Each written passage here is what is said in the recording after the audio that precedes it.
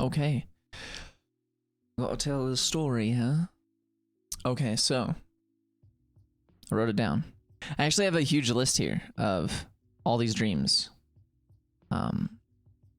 But hopefully I keep getting better at telling these little stories. But anyways, this dream is from earlier this week. I actually had a crazy dream today, and I tried really hard to remember it, but I couldn't. I just couldn't get the details. I was working on it, but it was too hard. I couldn't get it. But this dream is from earlier this week.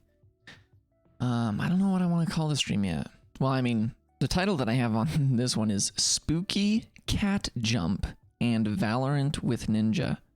I literally can't even actually remember the dream right now. At this point, I actually don't know. I have to read it and see what we got here.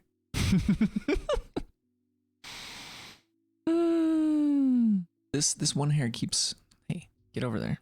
In this dream, it starts out with me playing Valorant with Ninja and some of his friends.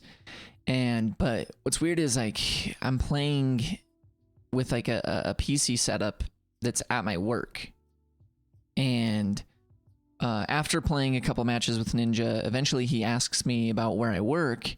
And then I told him, and then I gave them a tour. I don't know. I think I basically FaceTimed him and then walked around my work. And it basically actually looked like my real work where I work right now. Except what's the weird part is up high in the warehouse building area, there were train tracks that went through it. 2 big train tracks, multiple, going through the whole like inside of the building and went out of the building. After giving Ninja a tour of where I work, I offered him a job.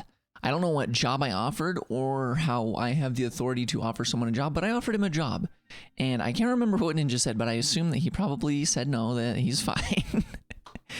But after that, it was time for me to go home. And in order to go home, what I did is I basically went up to where those train tracks were. And there's like a platform type thing that goes on the train tracks that I stood on. And I think it had like a lever too that you pull. And it goes pretty fast too. So like I like zoomed out of the building, like on these train tracks on this little platform cart. Zoomed out of the building, and right as we came out, it was way dark at night. It was like very late, which is not, I don't get off work that late, so I must have been working really late. And it was like a desert though, and there were like cities scattered throughout.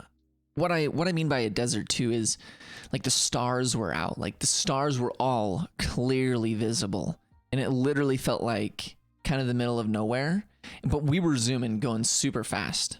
While on the way home, I got on the phone with my friend Jake, and I also offered him the job that I offered Ninja. I don't know what job it was, but I offered him the same job I offered Ninja. So yeah, Ninja probably didn't accept it then if I offered him the job too. I don't know. But anyways, yeah, Jake was like, I don't know. And then suddenly Jake was just on the platform with me. Jake was suddenly there with me, and he was just gonna hang out with me for the night. Holy crap. Holy crap. Oh my gosh, I forgot about this next part.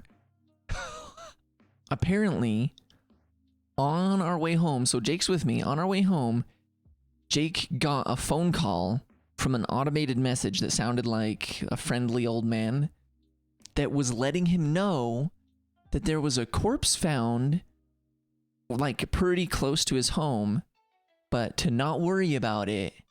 Like almost as if that's like a regular thing. Like that's an automated message. What the heck? So we get to my home, and in my dream, my home is not like my real home at all. Have you seen season 2 of Stranger Things? And you know that group of people that Elle lives with for a while? Like it's like almost like an abandoned warehouse slash like community type house place.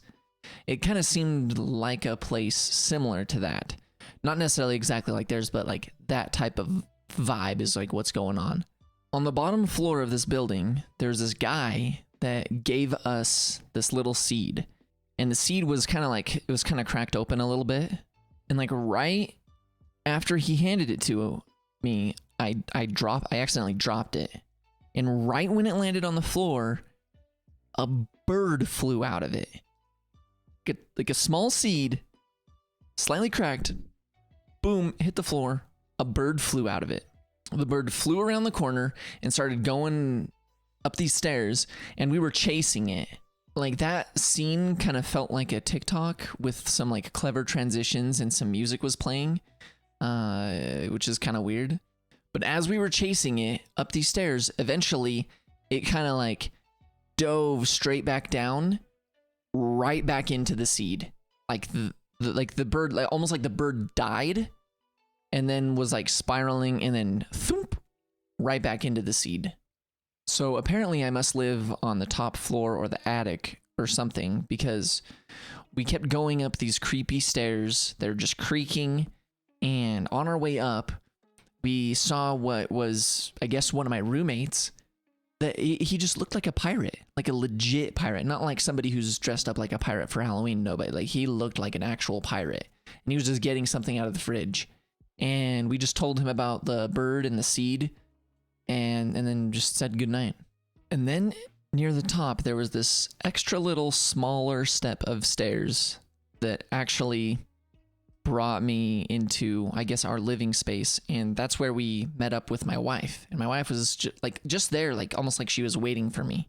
And we told her about that creepy call that my friend Jake got about a corpse being found somewhat near his house. And then she told us that that we probably shouldn't eat anything tonight because of a superstition of not, like, you shouldn't eat anything when you come in contact with dead bodies, even though we didn't actually come in contact. It was just near his house. And apparently those things were things that my mom told her about. So like my mom came up with these things, told her about it, and then so we shouldn't eat. Right at this time, there was this black cat that was just walking around me, and it looked kind of goofy. It had like big, really wide eyes, and it was kind of looking around me. And then I responded to my wife and I said, yeah, you're right, we probably shouldn't eat. And then she was like surprised that I agreed with her, I guess, for some reason. She asked me why. And I just kind of responded with just adding things up, like the creepy call that Jake got, you know, with that dead body, the weird thing with the bird and the seed, and like it was like in the loop that was happening there of like coming out. That was like kind of creepy, and just the cat that was around me just kind of freaking me out a little bit. Just as I said that, the cat looked right up above my head and jumped right up over my head and made like a hissing sound, like it was attacking something. And I whipped my head around. I was like, what? And the dream was over. That's it. That's how it ended. Yeah. I mean, obviously that dream's not really that scary.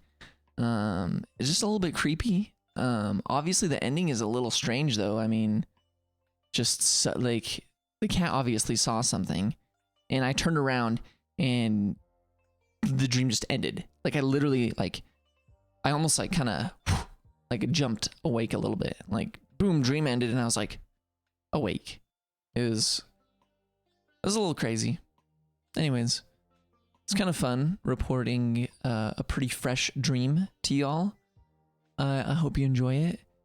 Let me know if there's anything I can do better or make this more fun for you. I do want to remind you that I also have a gaming YouTube channel that if you enjoy gaming content, you can go check that out.